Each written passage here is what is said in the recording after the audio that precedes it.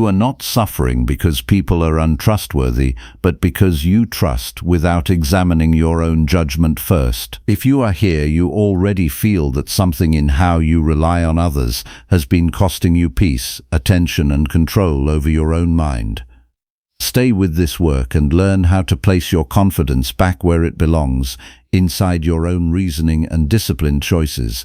If this way of thinking speaks to you, subscribe and stay close, because this is a place for honest self-examination, not comfort without truth. What follows will bring you back to the only control you ever truly had: your response, your judgment, and your daily discipline in the face of human inconsistency. Number 1.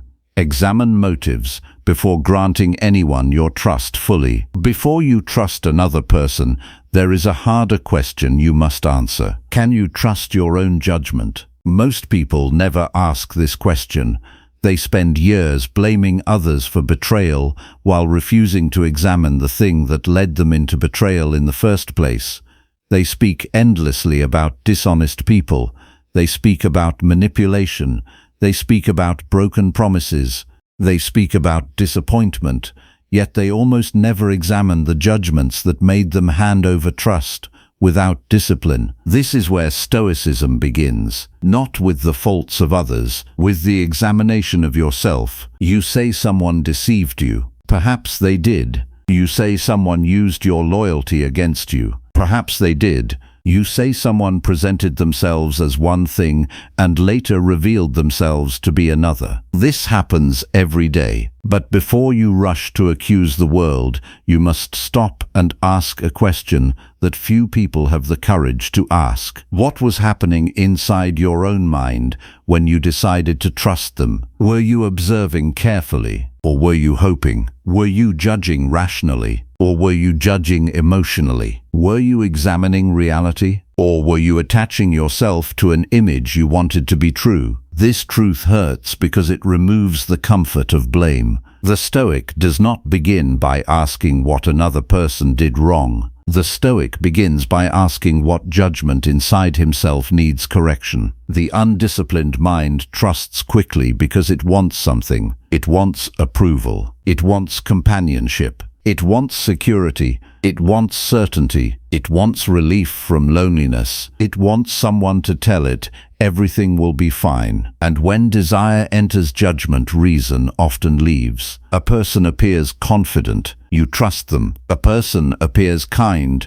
You trust them. A person speaks beautifully. You trust them. A person tells you exactly what you want to hear. You trust them. Yet none of these things prove character. None of them reveal virtue. None of them show what a person will choose when temptation appears. The Stoic understands that appearances are not facts. The first thing you see is not the truth. The first thing you feel is not the truth. The first impression that enters your mind is not the truth. It is merely an impression, and impressions must be examined. Most suffering begins when impressions are accepted without examination. Someone smiles. You assume loyalty. Someone praises you. You assume sincerity. Someone agrees with you. You assume trustworthiness. Someone makes promises. You assume commitment. The mind rushes ahead of reality. Then reality arrives later and demands payment for every careless assumption. This is why you must learn to pause. Not because suspicion is a virtue. Suspicion is not a virtue. Paranoia is not wisdom. Distrust of everyone is not wisdom, but disciplined judgment is wisdom. There is a difference. The Stoic does not close his heart. The Stoic opens his eyes. He understands that trust is not something given because of feelings. Trust is earned through evidence. Trust grows through observation. Trust develops through consistency. Trust is built when actions and words remain aligned over time. Many people trust because they are uncomfortable with uncertainty. They want certainty immediately. They want to know where they stand. They want guarantees. But life offers no guarantees. Human beings possess choice, and because people possess choice, they can act nobly today and poorly tomorrow. They can speak honestly today and lie tomorrow. They can remain loyal today and become selfish tomorrow. This is not cynicism, this is reality. The Stoic trains himself to see reality without resentment. He does not demand that human beings be perfect. He simply refuses to pretend that they are. When you stop demanding perfection from others,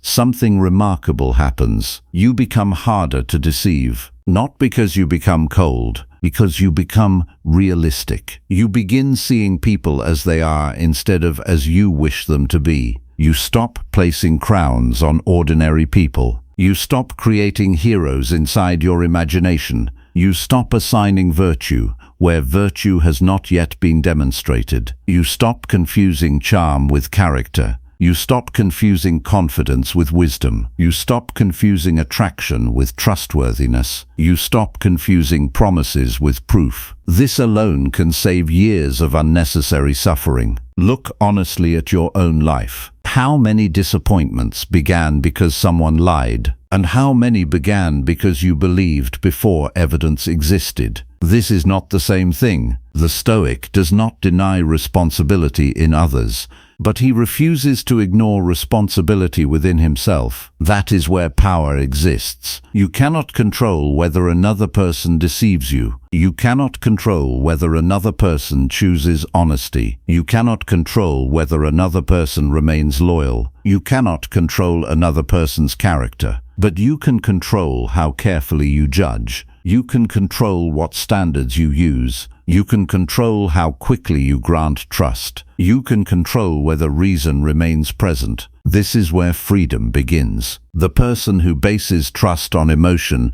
becomes a prisoner of emotion. The person who bases trust on reason becomes governed by reason. Consider how often people trust because they fear losing an opportunity. A relationship appears, they rush. A friendship appears, they rush. A business opportunity appears, they rush. Someone offers support, they rush. Why? Because they fear that caution will cost them something valuable. But the Stoic understands that what is valuable cannot be harmed by patience. Truth survives examination. Character survives observation. Virtue survives time. Only illusion fears scrutiny. If someone becomes angry because you choose to observe before trusting fully that itself teaches you something, the person who possesses genuine character does not fear being known. The person who possesses genuine character does not demand immediate trust. The person who possesses genuine character understands that trust must be built. A disciplined life requires disciplined observation. Observation is not passive. Observation is active attention. Watch what people do when there is nothing to gain. Watch how they treat those who cannot benefit them. Watch how they behave when frustrated. Watch how they behave when disappointed. Watch what happens when their desires are obstructed. Watch how they handle responsibility. Watch how they respond to mistakes. Watch whether they speak about virtue or practice virtue. Many people can perform goodness when conditions are favorable. Character reveals itself when conditions become difficult. Anyone can appear patient when everything goes their way. Anyone can appear generous when generosity costs nothing. Anyone can appear honest when honesty carries no consequence. The test arrives when sacrifice becomes necessary. The test arrives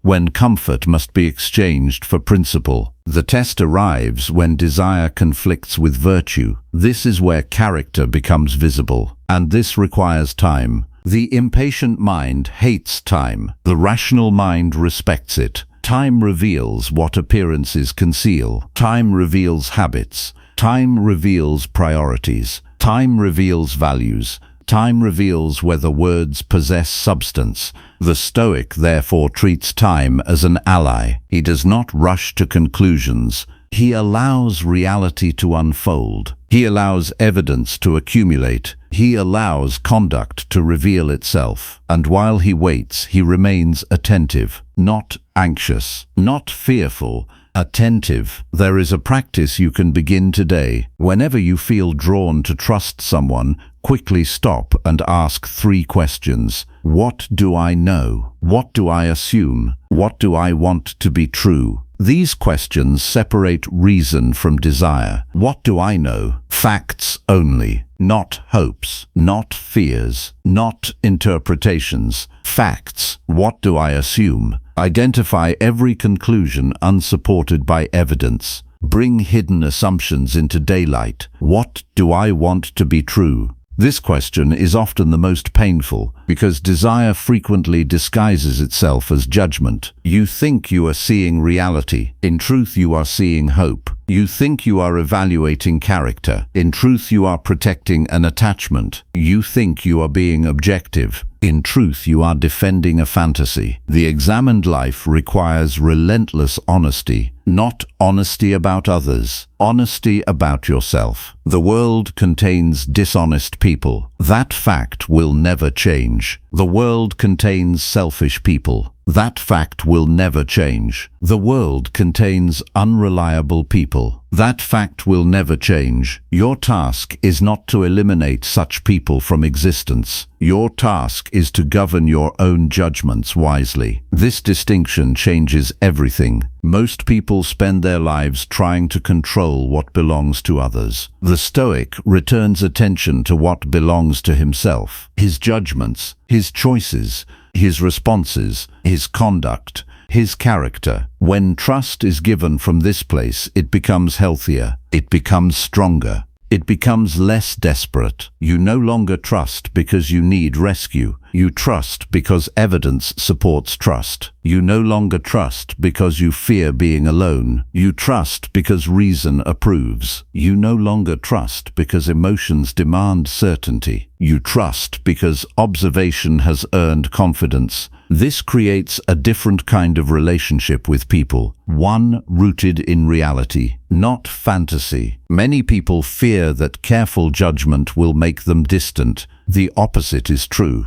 Careful judgment allows genuine connection. False trust creates false relationships. Disciplined trust creates honest relationships. One is built upon projection. The other is built upon reality. Only one can endure. Each morning, spend a few moments preparing your mind. Remind yourself that every person you meet possesses the ability to choose. Some will choose wisely. Some will choose poorly. Some will act according to virtue. Some will act according to impulse. This should not surprise you. Human beings are imperfect. Expecting perfection creates unnecessary suffering. Expecting human beings to possess choice creates clarity. Then, throughout the day, practice attention.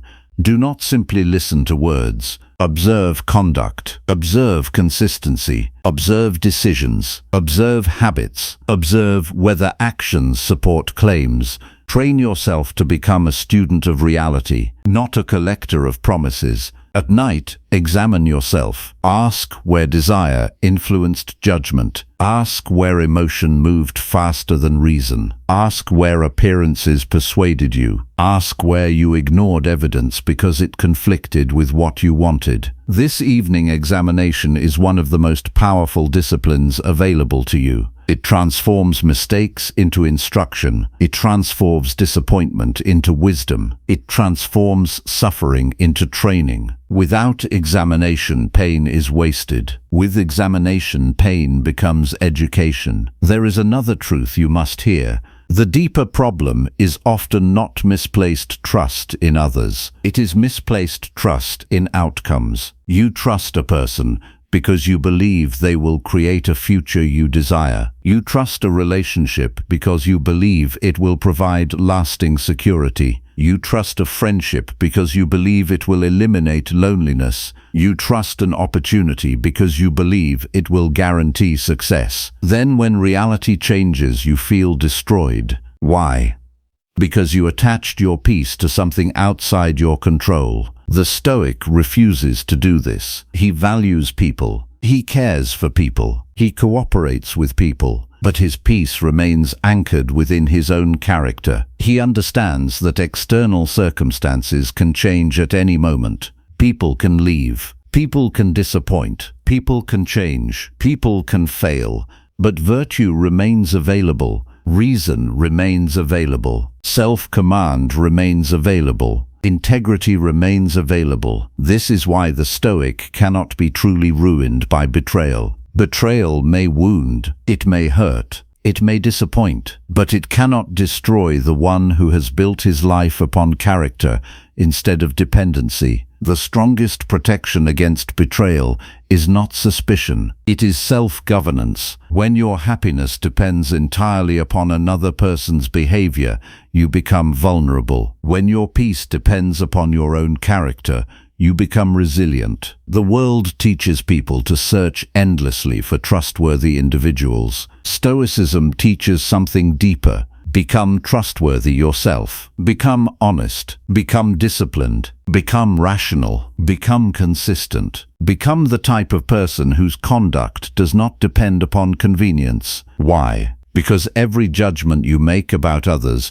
becomes clearer when your own character becomes stronger. Virtue sharpens perception. Vice distorts it. A dishonest person struggles to recognize honesty. An impulsive person struggles to recognize discipline. A self-deceiving person struggles to recognize truth. Therefore, your first responsibility is not evaluating others. It is improving yourself. As your character strengthens, your judgment strengthens.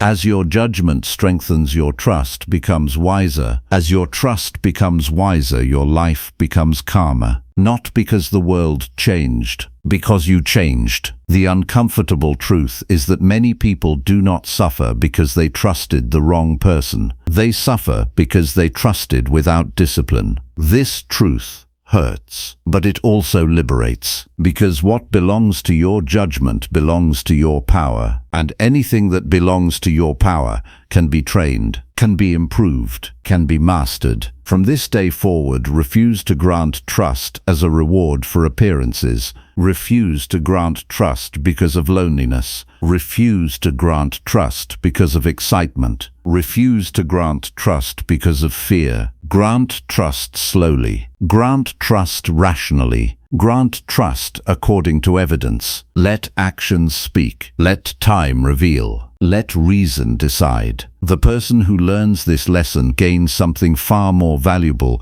than protection from disappointment. He gains mastery over himself, and that is the true objective. Not controlling others, not predicting others, not demanding certainty from others. Mastering yourself, because a life governed by reason cannot be easily manipulated. A mind trained in careful judgment cannot be easily deceived. A character rooted in virtue cannot be easily shaken. Life is shorter than you think. Do not spend another year blaming people while neglecting your own judgments.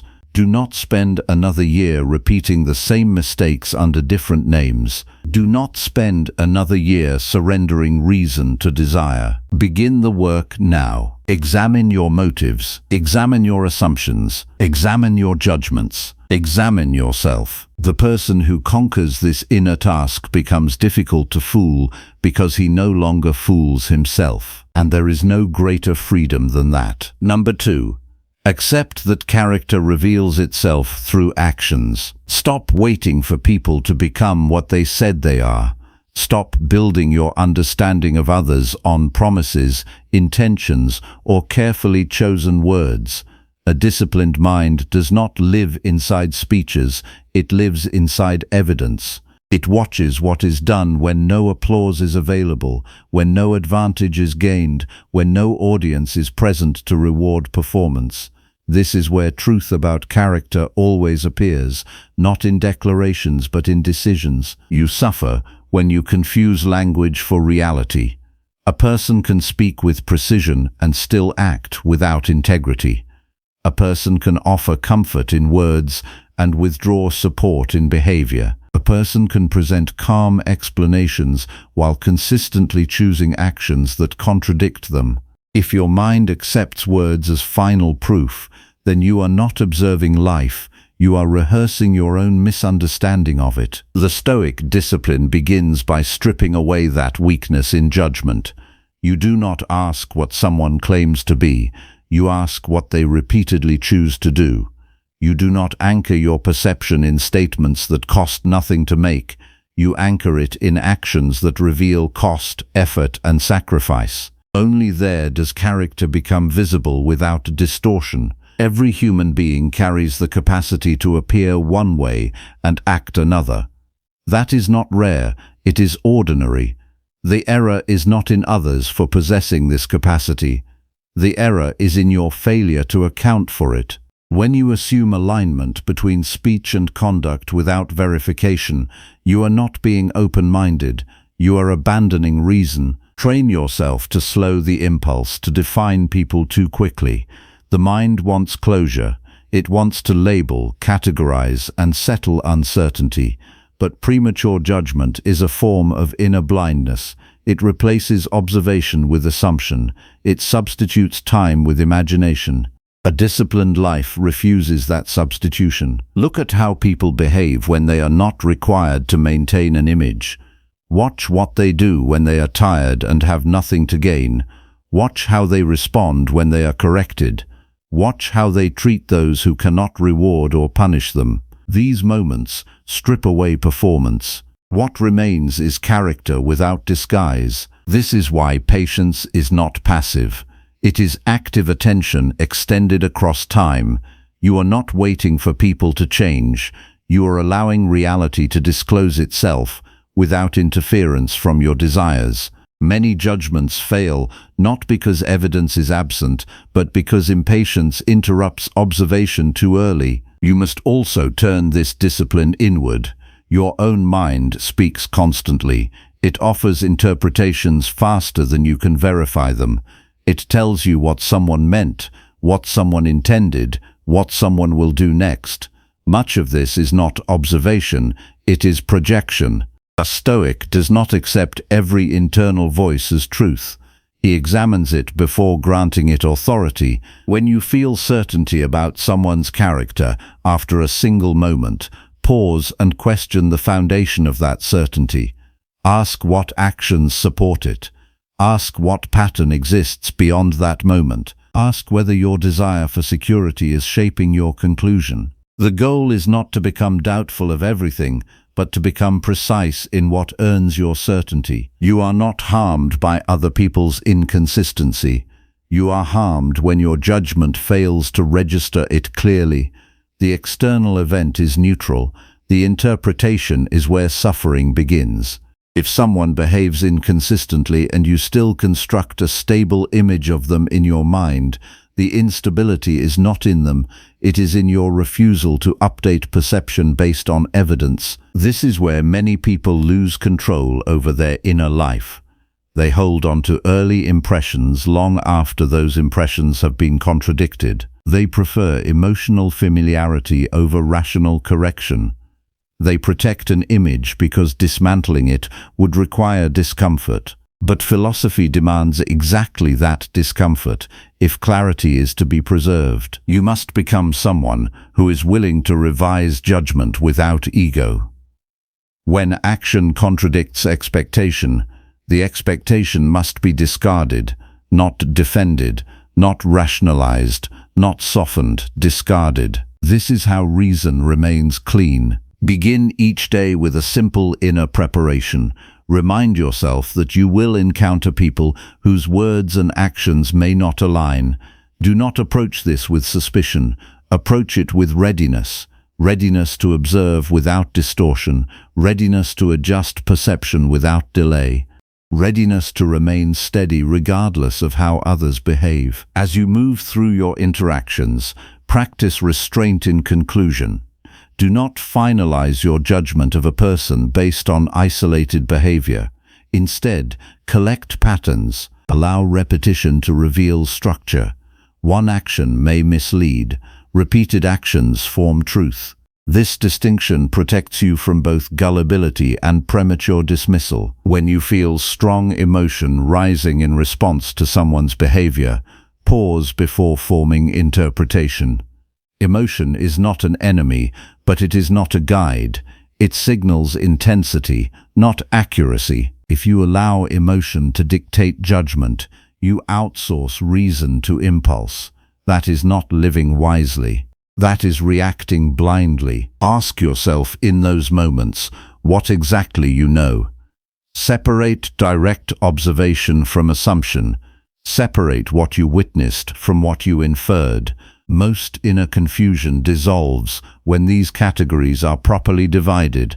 Much of what disturbs you is not reality itself, but your interpretation of fragments of reality. You will notice that people often reveal their character in patterns that are consistent even when circumstances change. Someone who is respectful only when it benefits them is not respectful. Someone who is generous only when it costs nothing is not generous. Someone who is reliable only when it is convenient is not reliable. These are not occasional failures, they are expressions of underlying disposition. To see this clearly requires detachment from wishful thinking. You must be willing to accept what is shown rather than what is hoped. Hope without evidence is not virtue. It is vulnerability disguised as optimism. There is another discipline required here. You must stop negotiating with evidence once it becomes clear. Many people see patterns but refuse to act on them. They explain away inconsistencies. They create exceptions for behavior that should be taken as data. This weakens judgment over time. A mind that repeatedly ignores evidence becomes incapable of trusting its own perception. Strength lies in alignment between what is seen and what is concluded. When action reveals character, your conclusion must follow without delay. Not emotionally, not harshly, but clearly. You will also need to observe how your own behavior contributes to the dynamics you experience. If you consistently ignore early signs of inconsistency, you teach others that inconsistency has no consequence. If you accept words without requiring alignment in action, you train your environment to operate on words alone. Your standards are not only internal, they shape external behavior over time. This is why personal discipline is not separate from social clarity. The way you judge becomes the environment you experience. Weak judgment invites confusion. Clear judgment encourages transparency. Throughout your day, return repeatedly to one simple question. What is actually being done here? Not what is being said, not what is implied, not what is promised. What is being done? This question cuts through distortion. It forces attention back to reality. In relationships, in work, in trust, in cooperation, this question becomes a stabilizing force. It prevents emotional acceleration from overtaking perception. It anchors the mind in observable fact. It protects you from constructing illusions faster than reality can correct them. At night, review your encounters. Identify moments where you allowed words to outweigh actions. Identify moments where you ignored inconsistency because it was uncomfortable to acknowledge. Do not judge yourself harshly. Observe yourself clearly. The purpose is not punishment. The purpose is refinement of attention. Over time, this practice changes how you perceive people entirely. You become less reactive to speech and more attentive to conduct. You become slower to form conclusions and more precise in maintaining them. You become less vulnerable to deception, not because you assume deceit everywhere, but because you rely less on surface signals. The result is a quieter mind, not because the world becomes simpler, but because your perception becomes cleaner. You are no longer constantly correcting misunderstandings after they form. You are preventing them at the level of observation. There is strength in this clarity. It removes unnecessary suffering. It reduces internal conflict. It replaces confusion with structured awareness.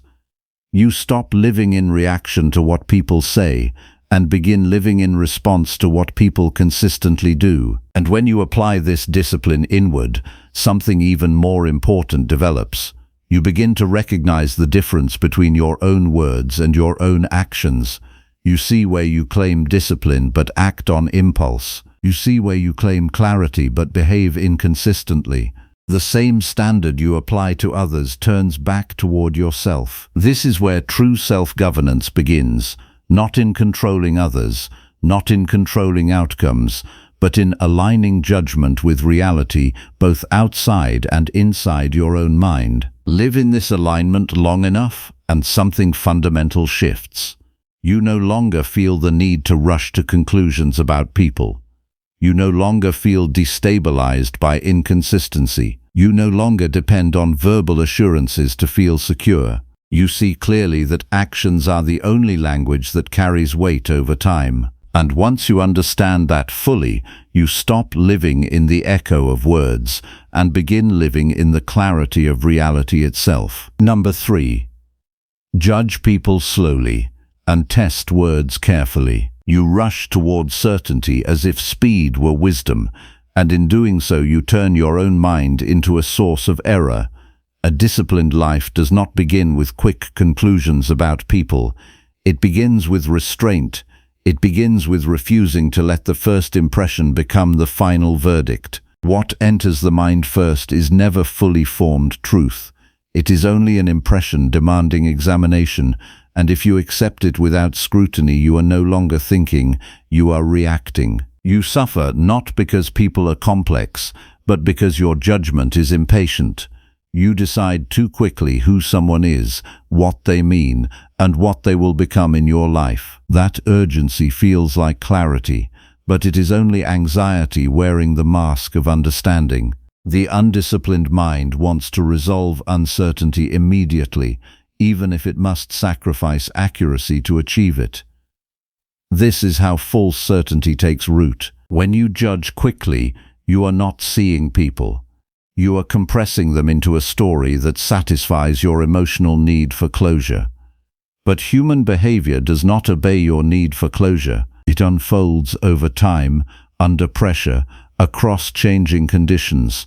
Only time reveals whether a person is steady or unstable, principled or convenient, grounded or reactive. You must train yourself to resist the temptation to finalize your opinion of someone too early. A Stoic mind treats judgment as something earned through observation, not granted through feeling. Each interaction is not proof, but data. Each moment is not conclusion, but input. You are not building certainty in a day. You are building clarity through repetition. The habit of quick judgment creates hidden suffering.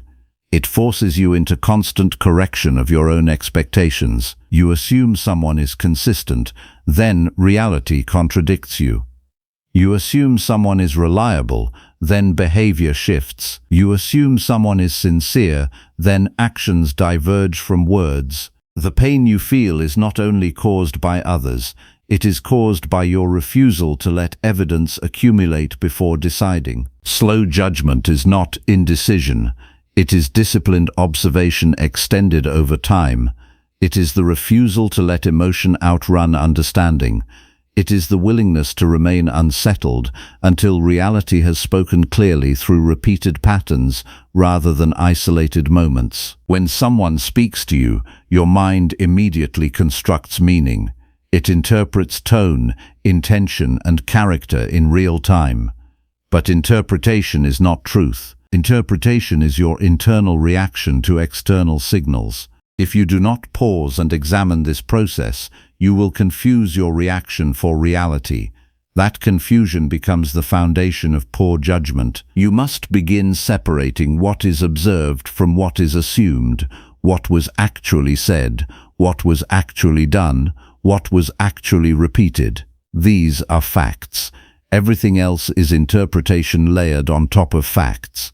A disciplined mind refuses to elevate interpretation above observation. Testing words carefully is part of this discipline. Words are easy. Anyone can speak with confidence, kindness, or conviction. Words cost nothing. Because of that, they must never be your primary measure of truth. Instead, words must be tested against time and behavior. A single statement means very little. Repeated alignment between speech and action means everything. When someone says they are reliable, you do not accept it. You observe whether they show up consistently. When someone says they are honest, you do not accept it. You observe whether their actions remain transparent under pressure. When someone says they are loyal, you do not accept it. You observe what they do when loyalty becomes inconvenient. This is not suspicion. This is structure.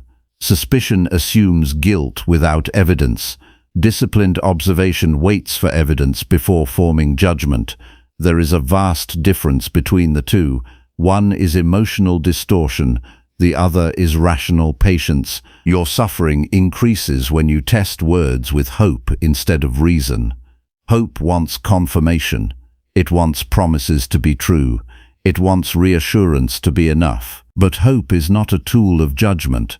It is a desire, and desire bends perception toward what it wants rather than what is real. A rational mind removes desire from evaluation. It does not ask what outcome it prefers. It asks what evidence exists. This separation is difficult because it requires you to accept that what you want from people is not relevant to what they actually are. Reality does not bend to preference. You also harm yourself when you ignore small inconsistencies. Most people wait for major betrayal before adjusting judgment, but character is not revealed in dramatic moments alone. It is revealed in small, repeated choices. Minor dishonesty, slight unreliability, subtle avoidance of responsibility. These are signals.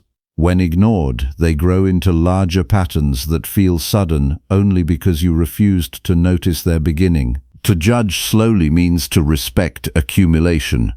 It means recognizing that truth is built through repetition. One action can mislead, a pattern cannot. Your task is to allow enough time for patterns to reveal themselves without interference from emotional impatience. Each morning, prepare your mind for this discipline. Before engaging with anyone, remind yourself that your first impressions are incomplete. Tell yourself that you will not finalize conclusions quickly. This is not to make you distant, it is to make you accurate. Accuracy in judgment protects you from unnecessary emotional volatility. As you move through the day, practice delaying interpretation. When someone acts in a way that triggers a reaction, do not immediately assign meaning. Observe first. Ask what was done. Ask whether it aligns with prior behavior. Ask whether it is consistent or isolated. This pause creates space between stimulus and judgment, and in that space, reason becomes possible. When you feel the urge to decide quickly about someone, redirect attention back to observable behavior, not what you feel about them, not what you fear about them, not what you hope about them, only what has been demonstrated. This is how you prevent emotion from becoming authority over your perception. There will be moments when you feel certainty rising quickly. That feeling is not proof of truth. It is proof of internal desire for closure. The mind dislikes ambiguity, so it creates premature conclusions to escape discomfort. But clarity gained too early is often false clarity. Real clarity requires patience with uncertainty. You must become comfortable with not knowing immediately. This discomfort is part of disciplined living. It is the space where reason matures. Without it, you remain vulnerable to distortion created by urgency. At the end of each day, examine your judgments. Identify where you concluded too early. Identify where you ignored contradictory evidence. Identify where you allowed a single moment to define a person instead of a pattern. This reflection is not for self-punishment. It is for refinement of perception. Over time, this practice reshapes how you relate to others. You stop oscillating between idealization and disappointment. You stop building people up too quickly and tearing them down too quickly. You begin to see them as unfolding patterns rather than fixed images. This creates stability in your mind because you are no longer reacting to fragments. You will notice that as your judgment becomes slower, your emotional reactions become quieter. This is not emotional suppression, it is emotional clarity. When perception is accurate, reaction loses intensity. Confusion is what amplifies emotional disturbance. Clarity reduces it. You also become less dependent on reassurance. When you stop relying on words as immediate proof, you stop needing constant confirmation from others. This reduces anxiety and strengthens inner independence. You are no longer easily swayed by persuasive speech or temporary behavior. The more you practice this discipline, the more you realize that your earlier suffering was not caused by people changing. It was caused by your inability to observe change over time. You were reacting to snapshots instead of sequences. You were judging moments instead of patterns. Slow judgment corrects this distortion. It aligns perception with reality as it unfolds rather than reality as it appears in isolated fragments. This alignment is the foundation of inner stability. You are not required to distrust people. You are required to observe them properly. Trust becomes something earned through evidence, not granted through impulse. Words become signals to be verified, not guarantees to be accepted. Judgment becomes a process, not a reaction. When you master this discipline, you stop living at the mercy of first impressions. You stop being emotionally pulled by every statement or gesture. You begin to see life with continuity instead of fragmentation. And in that continuity, reason finally takes its rightful place as the governing force of your mind. Number 4. Guard your mind from blind emotional attachment. You are not suffering because you feel deeply. You are suffering because your mind attaches itself blindly to what it has not examined. Emotional attachment without discipline turns perception into dependency, and dependency turns judgment into vulnerability. A mind that clings before it understands has already surrendered its clarity. You must first see how quickly your emotions form alliances. The mind attaches itself to people, outcomes, promises, and imagined futures before it has any rational basis for doing so. It does this not because it is wise, but because it seeks comfort. Attachment feels like stability, even when it is built on incomplete understanding. That is the first deception you must confront. When you attach emotionally without examination, you no longer observe reality. You protect a preference. You begin filtering information to preserve what you already feel, rather than what is actually present. This is how distortion enters your thinking. You stop receiving the world as it is, and begin reshaping it into what you want it to remain. A disciplined mind does not forbid emotion. It refuses to let emotion become authority. Feelings arise naturally, but judgment belongs to reason. The moment emotion governs interpretation, you lose the ability to see clearly. You begin defending impressions instead of testing them. You begin protecting comfort instead of pursuing truth. Blind attachment always begins with acceleration. You move too quickly toward emotional investment before evidence has accumulated. You assign importance before understanding behavior. You assign meaning before observing consistency. This premature investment creates internal dependency on something that has not yet proven stable. The suffering that follows is not accidental, it is structural. When you attach your inner stability to something external, you create a fragile system. Any change in that external object becomes a disturbance within you. You are no longer observing life, you are emotionally entangled with it. This entanglement is what steals your peace. The Stoic approach begins by restoring separation between what belongs to you and what does not. Your judgments belong to you, your attention belongs to you, your responses belong to you. The behavior of others does not belong to you. Their consistency does not belong to you. Their decisions do not belong to you. When you confuse these boundaries, Attachment becomes dependency rather than understanding. You must learn to recognize when emotion is trying to complete a picture before reason has finished observing it. Emotional attachment often tries to finalize meaning early. It wants certainty. It wants assurance. It wants to settle uncertainty by committing to a narrative. But truth does not arrive on demand.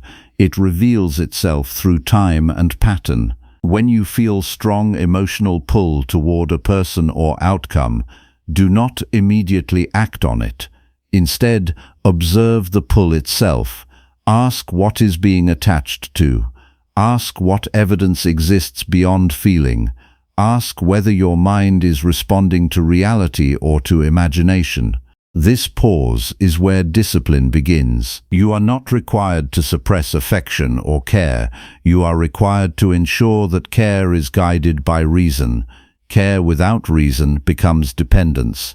Care with reason becomes stability. One leads to anxiety, the other leads to clarity. The difference is not in the intensity of feeling, but in the structure of judgment beneath it. Blind attachment also distorts how you interpret behavior. When you are emotionally invested too quickly, you begin excusing inconsistency. You reinterpret actions to protect the attachment rather than evaluate them honestly. You soften contradictions.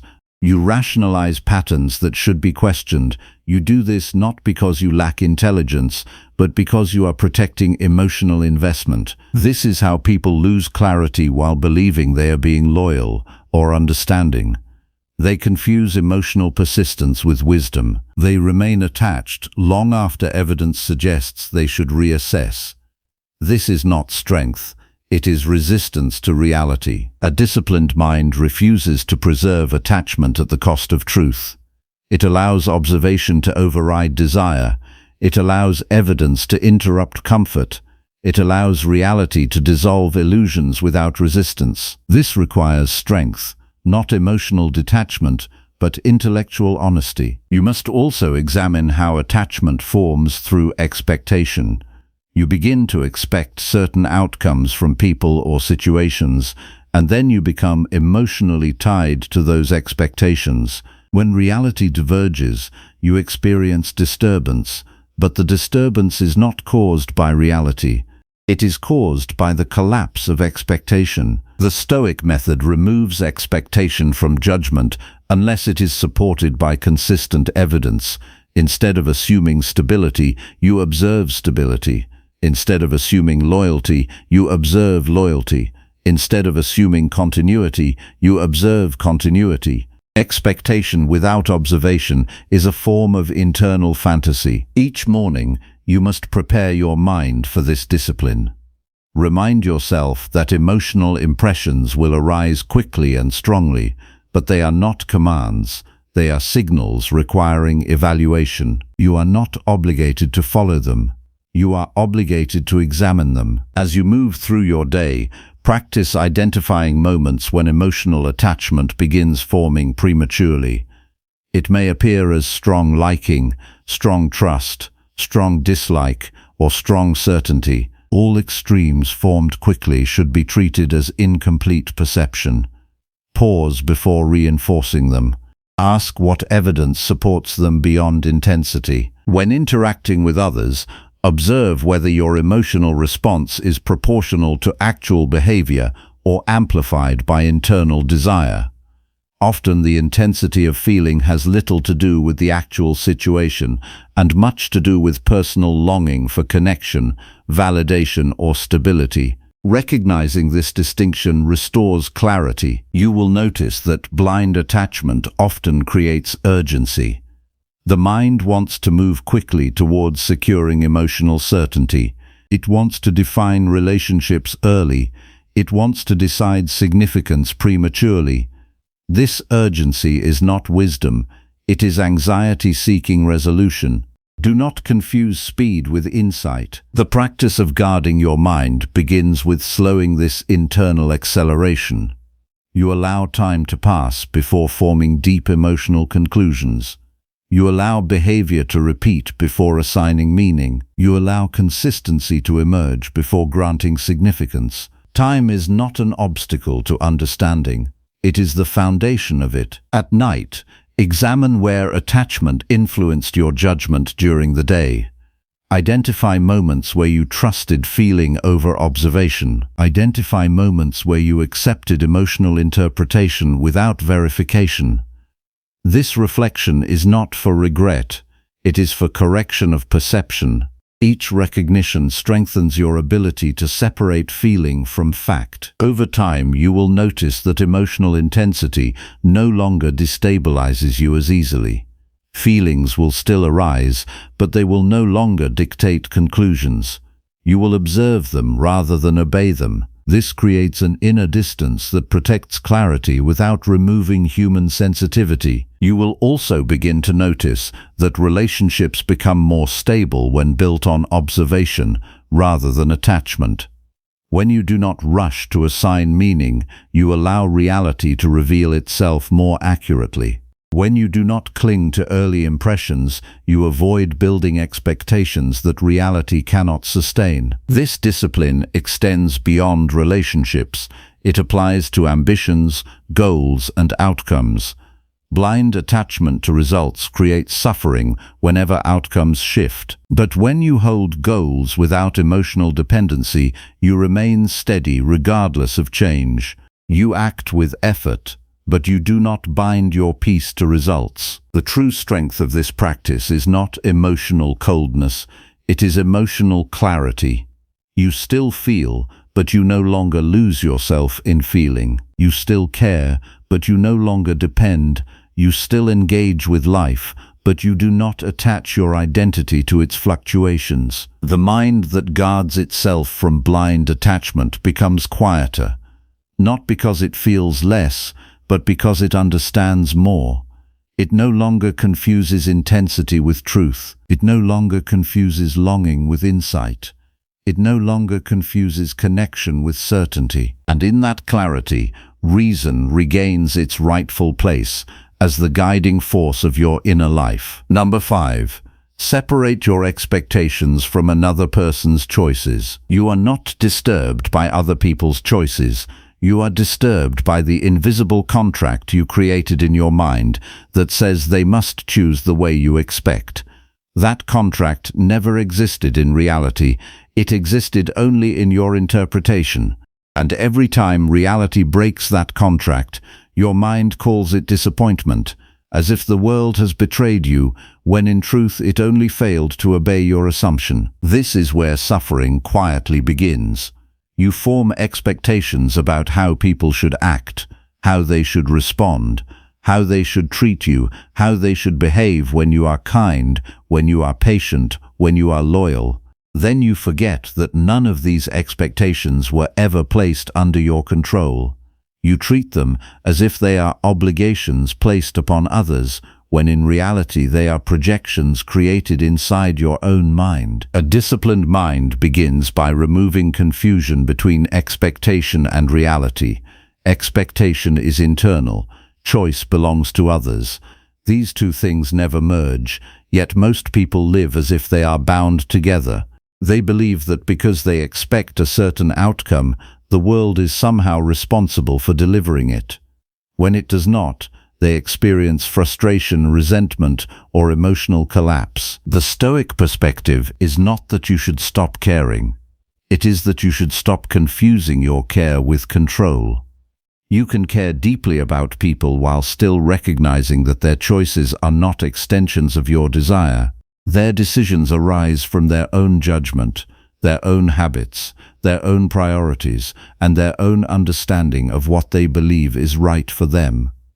None of these are under your command. When you forget this separation, every interaction becomes a potential source of disappointment. You begin to measure reality against internal expectations instead of observing reality as it is. This creates a constant tension between what is and what you think should be. That tension is not created by the world. It is created by your refusal to accept the independence of other minds. You must learn to see expectations as internal impressions, not external demands. When you expect someone to respond in a certain way, pause and ask yourself whether that expectation reflects reality or desire. Most expectations are not based on evidence. They are based on hope, familiarity, or emotional investment. They feel reasonable only because they are repeated internally, not because they are grounded externally. When people act outside your expectations, your mind often interprets it as wrongdoing. But this interpretation is a mistake in judgment. It assumes that your expectation had authority over their behavior. It did not. Others are not extensions of your reasoning. They are independent agents governed by their own reasoning, which may differ from yours entirely. The Stoic does not collapse when others choose differently. He observes without merging expectation with outcome. He does not demand that people validate his internal predictions. He understands that prediction is fragile and human behavior is complex. Instead of demanding alignment, he practices observation. You must also recognize how quickly expectations form without conscious choice. A kind gesture creates expectation of kindness in return. Consistency creates expectation of permanence. Attention creates expectation of continued presence. These expectations arise silently, without examination, and when they are not met, you feel as if something has been taken from you, but nothing was taken. Only an assumption was broken. The mind resists this truth because it feels like loss, but what you are losing is not something real. You are losing alignment with a narrative you constructed about how others should behave. The discomfort you feel is not evidence of injustice, it is evidence of correction. A rational life requires training yourself to notice when expectation begins forming and to separate it immediately from judgment. Expectation is not forbidden, but it must remain flexible and conditional. It must never become rigid or assumed as guaranteed. Each morning, you should remind yourself that you will encounter people whose choices will not match your expectations. This is not pessimism, it is preparation. It prevents emotional shock when reality behaves according to its own nature rather than your internal predictions. Preparation is a form of mental stability, not negativity. As you move through your day, observe moments when frustration arises. Do not immediately attribute it to others. Instead, trace it back to the expectation that was silently held. Identify the assumption that was not spoken but was present in your mind. This is where clarity begins. Most emotional disturbance is not caused by events themselves, but by unnoticed expectations attached to them. When someone behaves in a way that conflicts with what you expected, resist the urge to immediately interpret it as disrespect or failure. Instead, pause and ask what expectation was violated. Then ask whether that expectation was ever communicated, agreed upon, or grounded in reality. Most of the time it was not. It existed only internally, without external validation. This practice removes unnecessary emotional weight from human interaction. You begin to see behavior, not as fulfillment or violation of hidden contracts. People are no longer constantly measured against unspoken standards. They are observed in real time, without distortion from expectation. You must also learn to release expectations after they are recognized. It is not enough to identify them intellectually. You must actively withdraw attachment to them. This requires discipline, because the mind prefers to preserve expectations even after they have been shown to be unrealistic. It resists letting go because expectations feel like control. But control was never real. The separation between expectation and choice must become absolute in your thinking. What you want from others is not what others are required to become. What you imagine as appropriate behavior is not binding on anyone else. The only domain where you have authority is your own judgment and response. When you internalize this, emotional reactions begin to change. You stop experiencing frequent disappointment because you stop repeatedly imposing unverified expectations onto reality. You begin to respond to what actually happens rather than what you assumed would happen. This shift alone transforms how you experience relationships, work, and daily interactions. There is also a deeper freedom that emerges. When you stop expecting others to conform to your internal model, you stop trying to control outcomes that are not yours. This reduces tension in the mind. You no longer carry constant resistance against how people are. You begin to engage with them as they are, not as you insist they should be. At night, you must review your day with precision. Identify moments where expectation influenced interpretation. Identify where you reacted not to actual behavior, but to deviation from imagined behavior. This reflection trains awareness of the invisible layer of assumption that often governs emotional life without detection. Over time, this discipline reshapes your perception. You become slower to assign meaning to other people's choices. You become less reactive when expectations are not met. You become more stable in situations that previously caused disturbance, not because life becomes predictable, but because you stop requiring it to be. You will notice that relationships become more honest when expectation is removed from hidden control.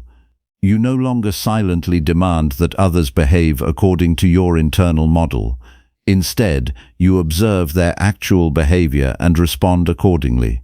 This creates clarity on both sides, because nothing is being enforced silently through emotional pressure. The Stoic approach does not eliminate preference, it eliminates dependence on preference being fulfilled. You can prefer certain outcomes while still remaining calm when different outcomes occur. This is the difference between desire and dependence. One is natural, the other is destabilizing. As you continue practicing this separation, your mind becomes more resilient. You are no longer repeatedly disappointed by the gap between expectation and reality. Instead, you become skilled at adjusting expectation in real time as evidence unfolds. This adaptability is the foundation of inner stability. Eventually, you recognize that much of your past suffering came not from what people did, but from what you expected them to do. This realization is not comforting at first. It removes the illusion that external behavior was the primary cause of internal disturbance. But in its place, it gives you something far more valuable. It gives you responsibility over your own judgment. And in that responsibility, you regain control over the only domain that has always belonged to you. Number 6. Observe conduct daily before extending deeper confidence. You are not betrayed by others as often as you believe. You are misled by your own speed of confidence. You see a moment of alignment, a single gesture of reliability, a brief display of kindness, and you allow it to become a full definition of character. In that instant, you stop observing and start assuming. This is where error enters your judgment, not in what others do, but in how quickly you decide what it means. A disciplined mind does not rush towards certainty. It earns certainty through repetition of evidence. When you extend deeper confidence too quickly, you are not trusting others wisely. You are abandoning the process of observation that protects you from illusion. You are replacing time with imagination, and imagination is always faster than truth, but never more reliable. You must understand that human conduct is not a single event. It is a sequence unfolding across time under different pressures. A person may appear consistent in comfort and unstable in difficulty. A person may appear generous in ease and withdrawn in strain. A person may appear disciplined in structured environments and impulsive when unobserved. These variations are not revealed in isolated moments. They are revealed through daily observation. The Stoic approach demands that you treat confidence as something that matures slowly, Not because suspicion is the goal, but because accuracy requires time. You are not trying to distrust people, you are trying to see them clearly. And clarity cannot be compressed into first impressions or early experiences. When you extend confidence too quickly, you create a gap between perception and reality. In that gap, imagination grows. You begin to fill missing information with assumptions. You assume consistency where none has been proven. You assume stability where only temporary behavior has been shown. You assume reliability where only isolated actions exist. This is how distortion takes shape inside the mind. Observe how often your emotional comfort pushes you to accelerate trust. The mind dislikes uncertainty. It prefers to settle quickly into a narrative that feels safe, so it takes limited data and constructs a complete picture. That picture feels convincing, but it is not grounded in sustained evidence. It is built on emotional preference for resolution. A disciplined life resists this impulse. It stays within observation longer than comfort prefers. It allows time to expose contradictions that initial impressions cannot reveal. It does not reward early behavior with permanent judgment. It waits for consistency under varying conditions. You must begin practicing this restraint consciously. When you notice yourself feeling inclined to extend deeper confidence in someone, pause and return to observation. Ask what you have actually seen repeated. Ask what has been demonstrated across different situations. Ask whether your conclusion is based on pattern or moment. This separation is essential for clarity. Most people confuse warmth with reliability. A single experience of kindness is enough for them to assign long-term trust. But kindness in one moment does not guarantee stability in another. Behavior must be tested across contexts, not admired in isolation. The Stoic does not deny positive impressions. He simply refuses to elevate them into conclusions prematurely. There is a deeper discipline required here. You must learn to resist the internal pressure to finalize your opinion of someone.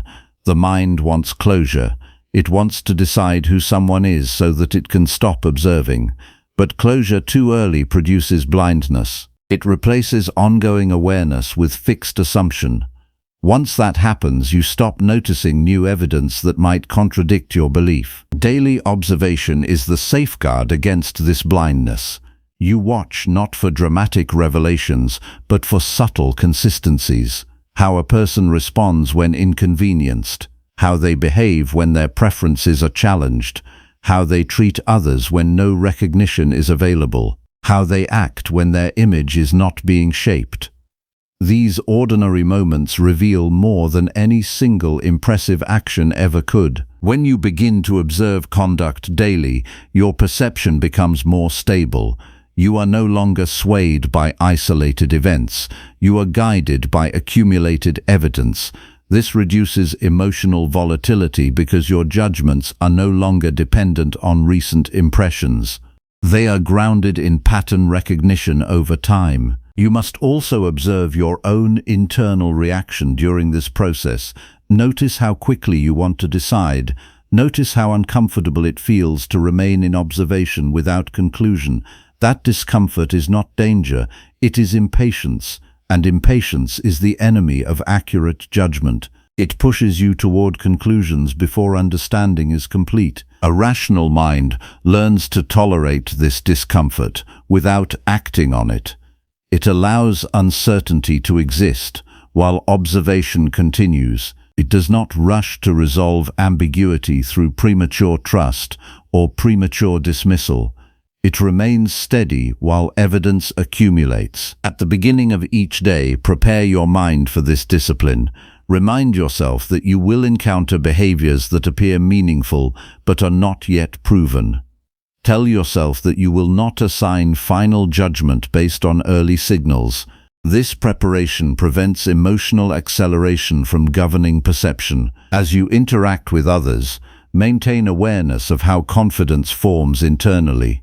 Notice when a sense of trust begins to rise. Do not immediately accept it. Examine its foundation. Ask what repeated behavior supports it. Ask whether it is emerging from pattern or preference. This internal questioning slows the formation of premature certainty. When you notice inconsistency in someone's behavior, do not ignore it in favor of previous impressions. Do not override observation with emotional memory. Each new action must be integrated into your understanding. If evidence changes, your judgment must adjust. Clinging to outdated perception is a form of self-deception. You must also recognize that trust is not a single decision. It is a layered process. It deepens or weakens based on ongoing conduct. This means confidence should remain flexible until stability has been demonstrated across time. Flexibility is not weakness. It is alignment with reality. The Stoic does not demand perfection from others. He demands consistency in his own judgment. He does not expect people to be flawless. He expects himself to observe without distortion. This is where control exists, not in shaping others, but in refining perception. Over time, daily observation transforms your understanding of people. You become less reactive to first impressions. You become slower to assign significance. You become more precise in recognizing patterns. You begin to see behavior as unfolding structure rather than isolated moments. This shift reduces unnecessary disappointment. Many emotional disturbances arise not from betrayal itself, but from the collapse of prematurely built confidence. When trust is extended too quickly, disappointment feels sharper. When trust is built slowly through observation, it remains proportionate to evidence. You will also notice that your relationships become more honest. When confidence is earned gradually, there is less projection and less assumption. You are no longer filling gaps in understanding with imagination. You are responding to actual behavior as it unfolds. At night, examine your day. Identify moments where you formed confidence too quickly. Identify where you ignored subtle inconsistencies. Identify where emotional comfort replaced careful observation. This reflection is not judgment of others. It is correction of your own perception. As this practice deepens, your mind becomes less dependent on emotional impressions. You stop being easily persuaded by isolated behavior. You stop being destabilized by sudden changes in tone or action. You begin to rely on accumulated evidence rather than immediate reaction. The result is a more grounded way of seeing people, not cynical, not idealistic, but accurate. Accuracy is what protects you from unnecessary confusion. Accuracy is what allows relationships to develop without distortion. Accuracy is what keeps your judgment aligned with reality rather than imagination. When you observe conduct daily before extending deeper confidence, you are not distancing yourself from people. You are freeing yourself from illusion. And in that freedom, your mind becomes steady enough to engage with others without losing clarity, regardless of how they change over time. Number 7. Strengthen self-reliance before seeking support from others. You keep reaching outward for stability because you have not yet learned to stand inwardly without collapse. You look for support, reassurance, guidance, validation, and rescue from others before you have tested whether your own judgment can carry you through uncertainty. This is not strength. It is dependence disguised as connection. A disciplined mind begins by questioning this habit at its root. Why do you feel the need to outsource your steadiness before you have trained your own capacity for it? Why do you assume that others must be the first line of support for problems your own reasoning has not yet fully examined? Why do you treat internal weakness as something that should immediately be corrected by external presence instead of internal discipline? The Stoic perspective does not reject human support. It rejects premature reliance on it. There is a difference between cooperation and dependence. Cooperation is chosen from strength. Dependence is formed from inability. One is voluntary alignment between capable minds. The other is surrender of responsibility to avoid discomfort. You must first recognize how often you avoid your own inner work by rushing toward others. When confusion arises, you seek explanation.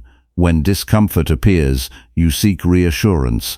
When uncertainty grows, you seek someone else's interpretation to replace your own unsettled thinking. Each time you do this without first examining your own judgment, you weaken your capacity to reason independently. The undisciplined mind believes relief is the same as clarity. It is not. Relief is temporary emotional quiet. Clarity is stable understanding formed through examination. When you rely on others to provide relief before you have pursued clarity yourself, you build a life dependent on external responses rather than internal understanding. Self-reliance begins with the refusal to abandon your own judgment too quickly. When difficulty appears, your first responsibility is not to seek answers outwardly, but to examine what is happening within your own perception. What are you assuming? What are you fearing? What are you projecting? What have you accepted without evidence? These questions belong to you before they belong to anyone else. You must learn to sit with uncertainty long enough to analyze it. Most people escape this stage. They reach outward immediately because internal stillness feels uncomfortable. But discomfort is not a signal to abandon reasoning. It is a signal to begin it. If you cannot remain with your own uncertainty, you will always depend on others to resolve it for you. Strengthening self-reliance requires training your mind to become the first responder to your own thoughts. Before you speak your confusion to others, you examine it internally. Before you ask for interpretation, you attempt reasoning. Before you seek reassurance, you test your own understanding. This does not isolate you. It stabilizes you. Each morning, you should prepare your mind for this responsibility. Remind yourself that throughout the day you will encounter situations that feel unclear or emotionally charged. Your task is not to immediately resolve them through external input, but to begin with internal examination. This preparation strengthens the habit of self-governance before external influence enters. As the day unfolds, observe how quickly you feel the impulse to seek others when difficulty arises. That impulse is not wisdom, it is avoidance. It attempts to transfer the burden of thinking onto another mind so that you do not have to carry it yourself. But no one else can live the internal structure of your judgments for you. They can only offer fragments of perspective. The integration must be done within your own reasoning. When you face uncertainty, practice a deliberate pause before reaching outward. In that pause, identify what you actually know. Separate facts from interpretations. Separate direct experience from assumed meaning. Many moments of confusion dissolve when this separation is done correctly. What remains is often not a problem requiring external resolution, but a misunderstanding requiring internal correction. You must also examine how emotional dependency forms under the appearance of seeking help. Sometimes what you call seeking advice is actually seeking emotional relief from discomfort. You are not always looking for clarity. Often, you are looking for someone to remove the weight of thinking from you. This is where self-reliance weakens. Not in asking questions, but in avoiding responsibility for your own reasoning. A disciplined mind does not rush to escape cognitive effort. It engages with it directly. It tolerates the effort of thinking through difficulty without immediately outsourcing it. This builds inner stability because it teaches you that you are capable of navigating confusion without immediate external validation. There is another layer you must confront. When you rely too quickly on others for guidance, you also become vulnerable to their limitations. Every person you consult is operating from their own incomplete understanding, their own biases, their own emotional state. If you treat their perspective as a substitute for your own reasoning, you are not gaining wisdom, You are replacing one unexamined judgment with another. This is why self-reliance is not arrogance. It is responsibility. It is the recognition that your mind must first be trained to evaluate before it can properly receive input from others. Without this training, external advice becomes noise layered over confusion instead of clarity layered over understanding. You must begin treating your own reasoning as the foundation that must always come first. External input has value only when it is evaluated by a mind that has already engaged with the problem internally. Otherwise, you are not integrating wisdom. You are accumulating dependency. At night, you should review your day and identify moments where you bypassed your own reasoning.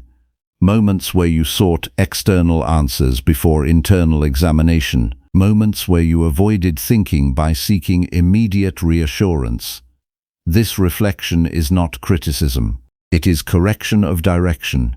Each recognition strengthens your capacity for independence. As this practice develops, something important begins to change. You stop feeling immediate urgency to seek others whenever difficulty arises. You begin to trust your ability to sit with uncertainty without collapsing into avoidance. You begin to realize that clarity often emerges from sustained attention rather than immediate external input. This does not reduce your connection to others, it refines it. When you eventually seek support, you do so from a position of clarity rather than confusion. You are no longer handing over unresolved thinking, you are sharing well-examined thought. This transforms communication from dependency into collaboration. You also begin to notice that many problems resolve internally before external discussion is even necessary. Situations that once felt overwhelming become manageable once you fully examine your own judgment. This reduces unnecessary emotional entanglement with others and strengthens your inner stability. Self-reliance is not the absence of support. It is the presence of internal structure strong enough to determine when support is actually needed. Without that structure, every difficulty feels like a signal to escape thinking. With that structure, difficulty becomes an opportunity to strengthen reasoning. You must train yourself to recognize that your mind is capable of more endurance than you typically allow it to demonstrate. The habit of immediate external reliance weakens this capacity over time. The habit of internal examination restores it. When you strengthen self-reliance before seeking support, you stop living as a reaction to confusion. You begin living as a process of reasoning. You stop outsourcing clarity. You start producing it. And in that shift, your mind becomes less dependent on others, not because you value them less, but because you finally understand how to stand within yourself without collapse. Number 8. Control your judgments when others betray expectations. You are not disturbed by betrayal itself. You are disturbed by the judgment you form in the instant expectation is broken. The event arrives, neutral in itself, but your mind rushes to interpret it as personal injury, moral collapse, or emotional catastrophe. That interpretation is where your suffering begins, not in the action of another person. A disciplined mind does not hand over authority to its first reaction. It recognizes that betrayal of expectation is not the destruction of order, but the exposure of assumption. You expected consistency, you expected loyalty, you expected fairness. Yet none of these expectations were placed under your control in the first place. When reality deviates from expectation, it is not reality that has failed. It is your judgment that must be corrected. You must understand how quickly the mind turns disappointment into accusation. When someone fails to meet your expectation, your thinking immediately assigns meaning.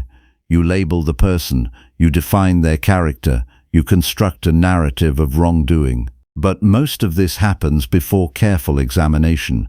It is reaction disguised as reasoning. The Stoic practice begins by slowing this reaction long enough to observe it clearly. When you feel the internal shock of expectation being broken, Pause before forming judgment. Do not immediately conclude what the event means about the person or about your relationship with them. First, examine what expectation was present.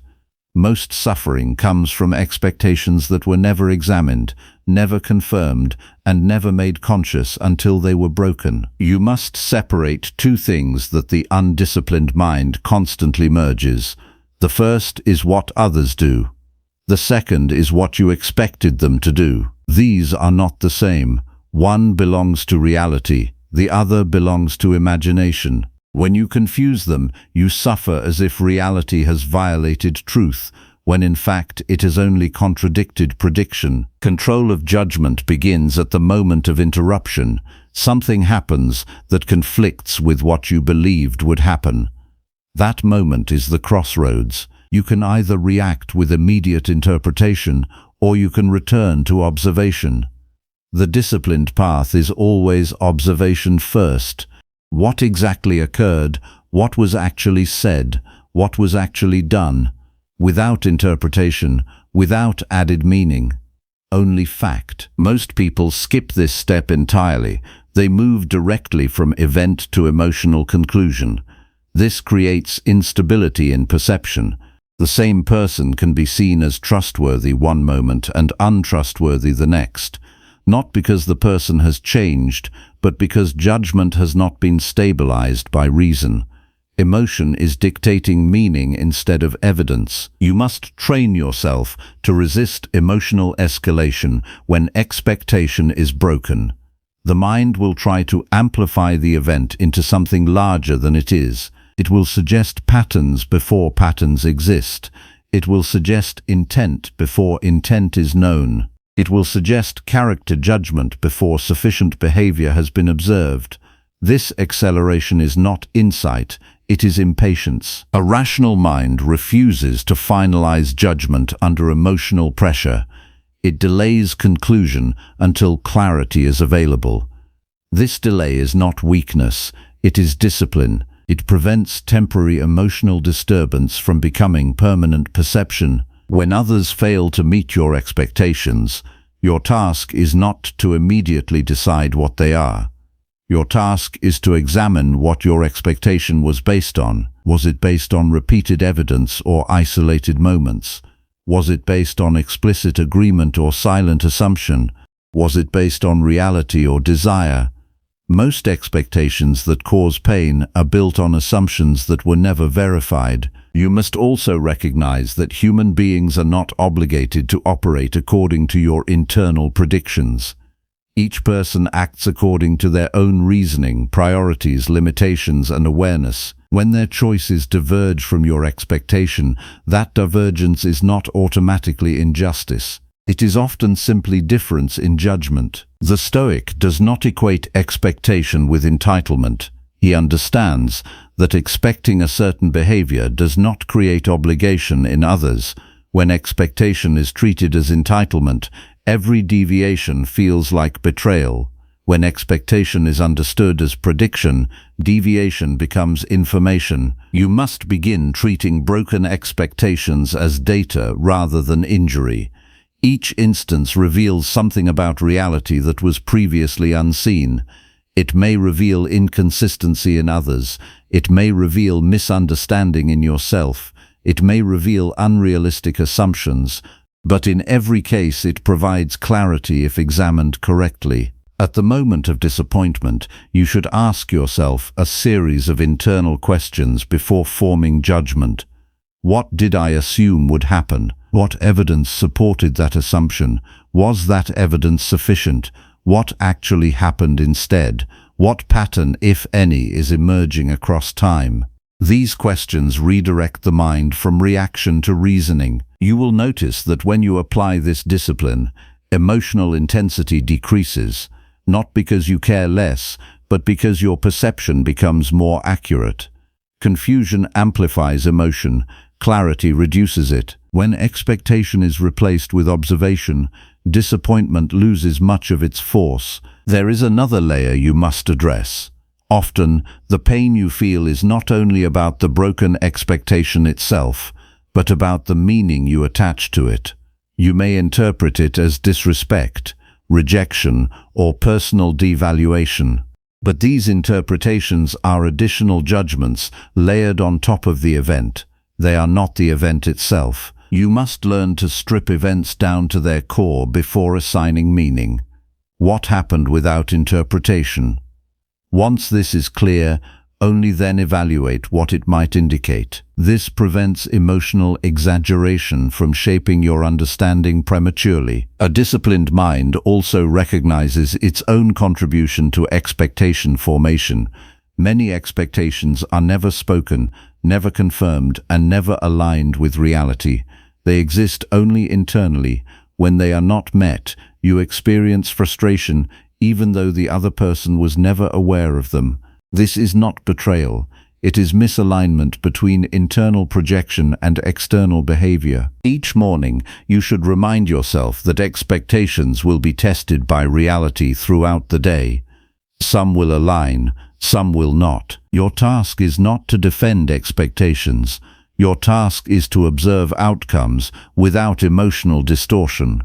This preparation stabilizes your thinking before situations arise. As the day unfolds, practice noticing when expectation begins influencing interpretation. The moment something does not go as anticipated, observe the immediate rise of judgment. Do not suppress it. Do not follow it. Simply observe it. Then return to fact. What is actually happening here without added meaning? When you consistently apply this method, you begin to notice that many perceived betrayals lose their emotional weight. They become understandable events rather than personal violations. You see that people are often acting from their own limitations rather than from intention to disrupt your expectations. At night, review where expectations shaped your judgments. Identify where you reacted to deviation rather than to reality. Identify where interpretation outran observation. This reflection strengthens awareness of how quickly the mind constructs meaning without sufficient evidence. Over time, this practice changes your relationship with disappointment. You no longer experience it as a shock to identity or trust. You experience it as a signal to refine judgment. Instead of collapsing into emotional reaction, you adjust perception. Instead of assigning blame immediately, you investigate structure. You also begin to reduce unnecessary emotional dependency on outcomes aligning with expectation. Life becomes less fragile because your stability is no longer tied to whether others behave according to your predictions. You remain steady even when outcomes shift because your peace is not built on control over external behavior. The Stoic mind does not eliminate expectation. It disciplines it. It ensures that expectation never outruns evidence. It ensures that judgment remains anchored in observation rather than assumption. It ensures that emotional reaction never replaces careful reasoning. When you master control of judgment in moments of expectation being broken, you regain clarity that was previously lost to reaction. You stop interpreting every deviation as betrayal. You start seeing life as a continuous process of observation and adjustment. And in that process, your mind becomes less reactive, more precise, and far more stable in the face of human unpredictability. Number 9. Trust reason over appearances and pleasant promises. You keep misplacing your trust, not because the world is deceptive, but because your mind is too willing to be persuaded by what looks appealing and sounds comforting. Appearances arrive first, reason arrives later, and most people never wait for reason to speak. They decide early, based on surface impressions, and then spend their lives trying to correct the consequences of that haste. A disciplined mind refuses this sequence. It does not grant authority to what is pleasant to observe or pleasant to hear. It does not confuse emotional comfort with truth. It does not allow polished words, confident tone, or attractive presentation to bypass rational examination. It understands that appearances are designed to influence perception quickly, while reason exists to slow perception down. You must see how easily your judgment is shaped by what is visible and immediate.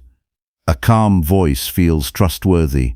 A confident posture feels reliable. A persuasive promise feels certain. But none of these qualities contain truth within themselves. They only create impressions, and impressions are not knowledge. They are raw material that must be tested before acceptance. The Stoic discipline begins by breaking the automatic link between appearance and belief. Just because something looks right does not mean it is right. Just because something sounds reasonable does not mean it has been reasoned. Just because something feels reassuring does not mean it is accurate. You must insert reason between perception and conclusion. Without that insertion, you are reacting, not judging. Most suffering comes from skipping this step. You encounter a person, an idea, or an opportunity that presents itself with clarity and confidence. Your mind interprets this as reliability.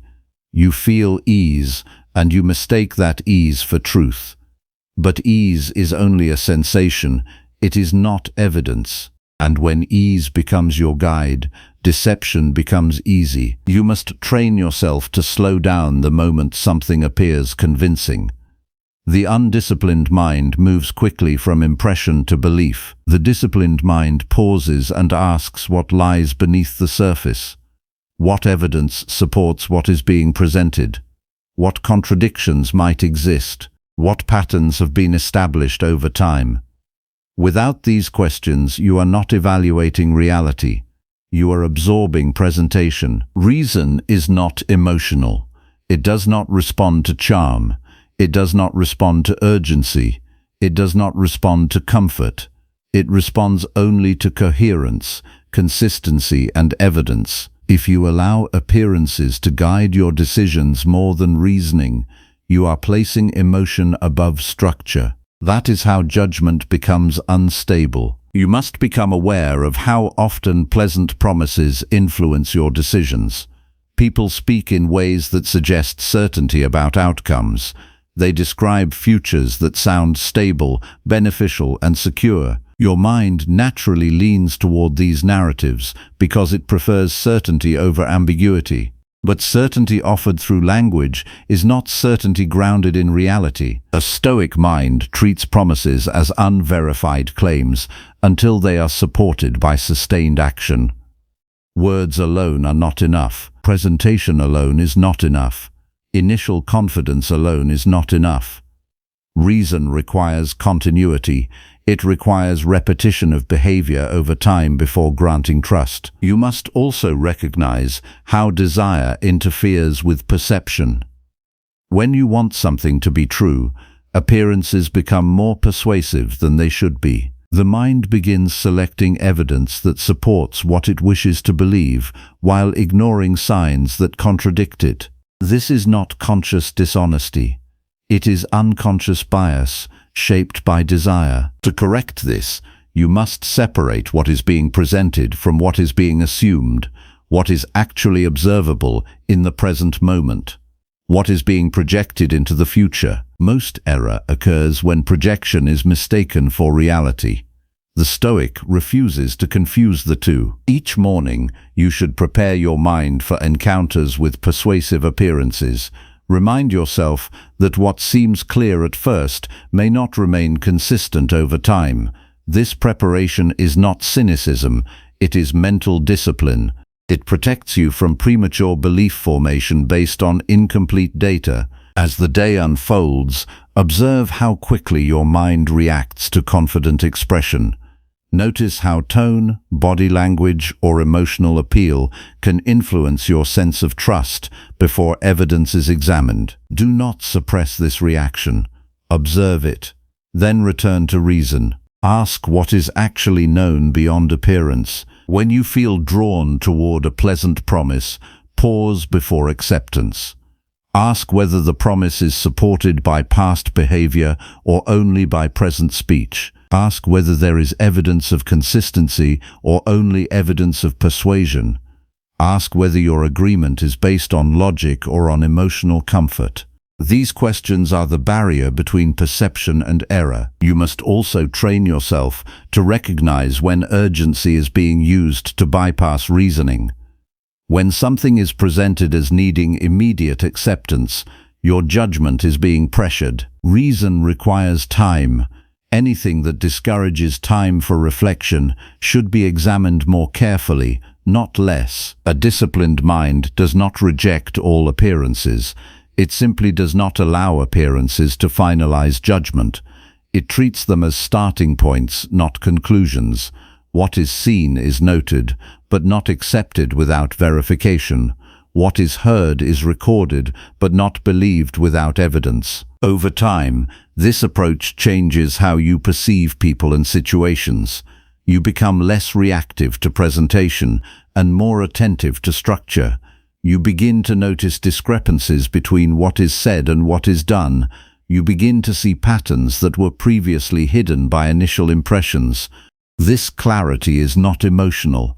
It is rational recognition strengthened by patience. You will also notice that many disappointments were not caused by reality failing you, but by your own acceptance of appearances without examination. When you relied on surface impressions, you gave authority to something that had not earned it. When those impressions proved unstable, it felt like betrayal.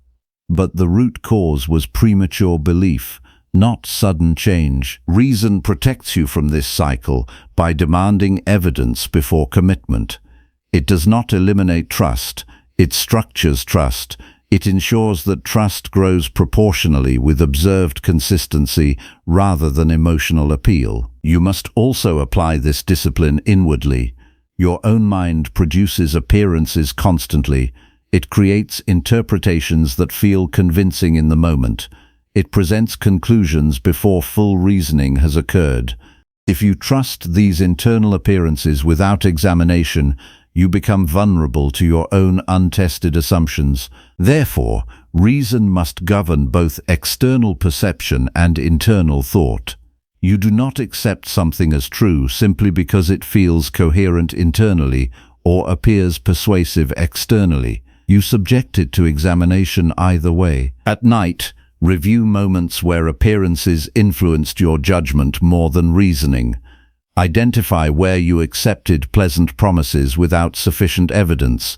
Identify where emotional comfort replaced careful analysis. This reflection strengthens your awareness of how easily perception can be shaped without discipline. As this practice develops, your mind becomes less susceptible to persuasive appearance. You begin to see through presentation to underlying structure. You are no longer easily swayed by confidence alone. You are no longer moved by surface clarity. You begin to require substance. This shift creates stability, not because the world becomes less persuasive, but because your mind becomes less reactive. You are no longer pulled toward conclusions by appearance. You are guided toward conclusions by reasoning. When you trust reason over appearances and pleasant promises, you are not becoming skeptical in a negative sense. You are becoming accurate. You are aligning your perception with what can be verified rather than what can be suggested. And in that alignment, your judgment becomes steady enough to navigate reality without being misled by its surface. Number 10. Build inner security that no betrayal can destroy. You keep trying to build safety in places that were never designed to hold it. You place your inner stability in the hands of people, outcomes, promises, and expectations, and then you act surprised when those external things shift. But nothing outside your own judgment was ever stable enough to carry the weight of your peace. The collapse you feel after betrayal is not the collapse of the world. It is the collapse of misplaced security. Inner security begins the moment you stop treating external behavior as the foundation of your emotional stability. When your sense of safety depends on how others act, speak, or remain consistent, you are not living with strength. You are living in continuous vulnerability. Every change in someone else becomes a disturbance in your mind because you tied your equilibrium to something you cannot control. You must understand that betrayal is not the root of your instability. Your interpretation of betrayal is. The event itself is only an action. The meaning you assign to it determines whether it becomes a wound or a lesson. A mind trained in discipline does not allow external behavior to dictate internal collapse. It observes, it evaluates, and it returns to its own center. To build inner security that cannot be destroyed, you must first withdraw your dependence from what lies beyond your control. The choices of others, their loyalty, their consistency, their honesty, none of these belong to your domain. When you treat them as anchors for your peace, you create a structure that cannot withstand reality. And reality will always change. The Stoic approach does not attempt to guarantee that betrayal will never happen. It accepts that human beings are capable of change, inconsistency, and error. Instead of building fragile expectations of perfect stability in others, it builds unbreakable stability within the self. This shift is the foundation of resilience. You must begin by observing how often your mind reacts as if external events are personal attacks on your identity. Someone withdraws their support and you interpret it as a loss of worth. Someone changes their behavior and you interpret it as abandonment. Someone fails your expectation and you interpret it as injustice. These interpretations are not truths. They are emotional reactions attempting to assign meaning without examination. A disciplined mind interrupts this process. When something destabilizing occurs, it does not immediately define it. It pauses. It separates event from interpretation. It asks what actually happened without emotional addition. Only after clarity is established does it proceed to judgment. This separation is where inner security begins. You must train yourself to stop equating external consistency with internal safety. People will change, circumstances will shift, promises will fail, expectations will break. If your peace depends on none of this happening, your peace will never be stable. Inner security cannot be conditional on external perfection. The only domain that can remain stable is your own judgment. Your ability to interpret events with reason instead of reaction is the one structure that cannot be taken from you. When betrayal occurs, you still possess the ability to choose how you respond internally. That choice is the core of unshakable security. Most people misunderstand this and attempt to secure themselves by controlling external behavior. They try to ensure loyalty, guarantee consistency, and eliminate uncertainty in others. But this is an impossible task. No amount of control can remove human variability. The attempt itself becomes a source of anxiety because it is built on resistance to reality. True security is built by accepting variability without losing inner order. You allow people to be inconsistent without allowing your mind to become inconsistent in response. You observe change without becoming unstable. You witness betrayal without losing rational structure. This requires daily training of perception. Each morning, you must remind yourself that nothing outside your own judgment is guaranteed to remain stable. This is not pessimism, it is preparation. It prevents your mind from building false structures of safety that collapse under normal conditions of life. As you move through the day, practice observing events without immediate emotional labeling. When something occurs that could be interpreted as betrayal or disappointment, delay interpretation. Identify what was actually done. Separate fact from emotional conclusion. Most suffering arises not from the fact itself, but from the speed of interpretation. You must also examine your expectations. Many betrayals are not violations of reality, but violations of unspoken assumptions. You expected loyalty without confirming it. You expected consistency without observing it. You expected permanence without evidence. These expectations were internal constructions, not external agreements. Inner security grows when you stop relying on unverified expectations. Instead, you rely on observed patterns. You allow time to reveal character. You allow repetition to confirm reliability. You allow behavior to establish truth. This removes the emotional shock that comes from premature trust. When betrayal does occur, your task is not to collapse inwardly, but to examine outwardly and inwardly at the same time. Outwardly, you observe what has changed in the situation. Inwardly, you examine what judgment led you to assume stability where none was confirmed. This dual awareness transforms betrayal into correction rather than destruction. A secure mind does not demand that others never fail. It demands that its own judgment remain clear when failure appears. This clarity is what prevents emotional collapse. When your reasoning remains intact, external behavior loses the power to destabilize your identity. You must also recognize that emotional pain often comes from attachment to imagined continuity. You build narratives about how relationships should progress, how people should behave over time, how consistency should unfold. When reality deviates from these narratives, you feel disoriented.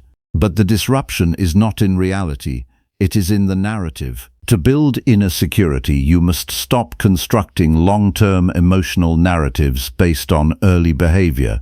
You must remain anchored in present observation rather than projected continuity.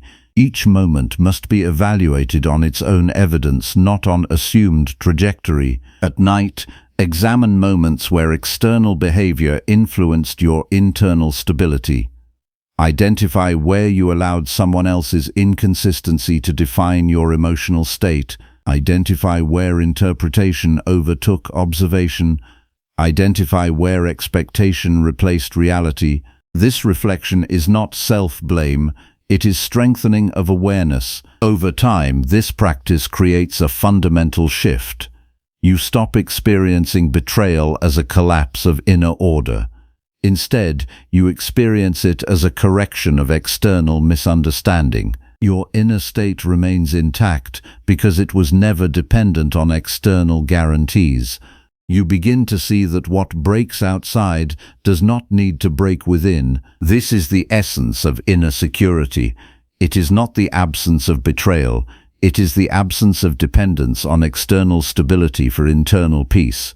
It is the ability to remain rational when circumstances shift. It is the refusal to let another person's inconsistency become your emotional instability. When you reach this level of discipline, your mind becomes less reactive, less dependent, and more grounded. You no longer search for absolute safety in external conditions. You recognize that true safety exists only in the quality of your judgment. And once that is understood, no betrayal can destroy what you have built within yourself, because what you have built no longer belongs to anything that can be taken away.